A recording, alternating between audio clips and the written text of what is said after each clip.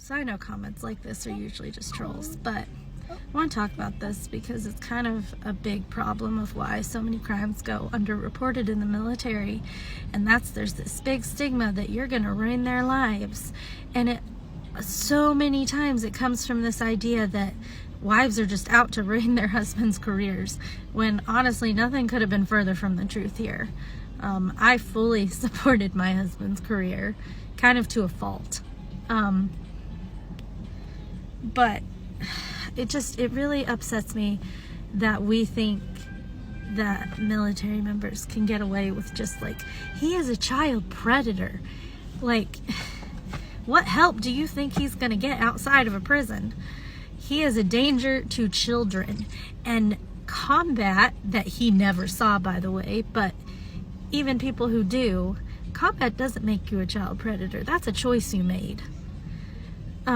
You know, and it really gives a stigma to, honestly, PTSD in general, which, by the way, my husband does not have PTSD. I do, and I have it thanks to him.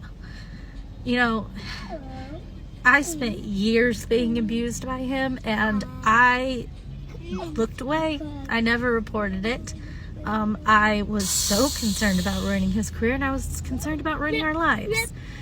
But you can't overlook child pornography. You can't. We have 4 kids. In fact, they're in my back seat right now. I had to choose them over him, and I don't regret that. I don't regret choosing them over him. But let me be very clear. He doesn't want help. And I don't think he needs it either, to be perfectly honest. I think he deserves to, you know, stay in prison the rest of his life, but that's not going to happen. Look, when I reported my husband, he called me and he asked me why. Why did I report him? He has never once apologized for what he did. Never once has he apologized for it.